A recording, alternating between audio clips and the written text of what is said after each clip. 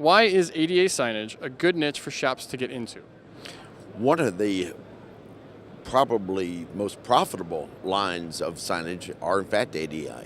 ADA signs are required by law in every state due to federal regulations, and they open up opportunities for signage that perhaps you wouldn't have otherwise. For example, if you're doing directional signage, ADA is a great complement. If you're doing exterior signage, ADA is a great complement. So many times it can be used as a secondary source of profitability. Doing ADA signage, what markets does it open up?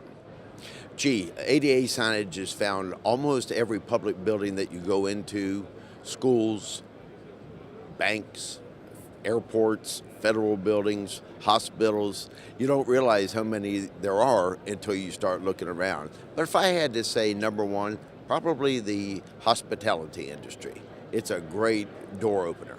So, what is the most significant barriers to entry in the ADA market?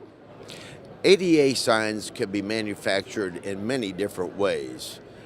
Maybe one of the downsides is that some of the processes are relatively expensive to get in terms of capital equipment. Some manufacturers offer a complete finished product where no capital expenditure is required.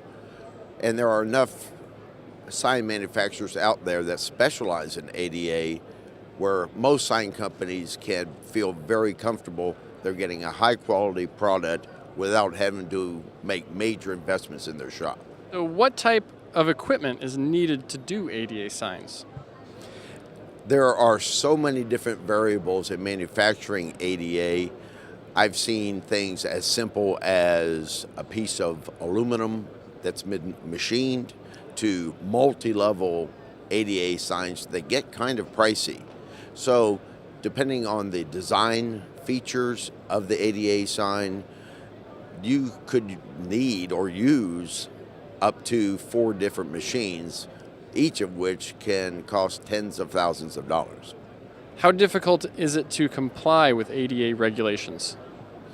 Well, like most things the federal government gets its hands into, we find that there are many, many pages of regulations.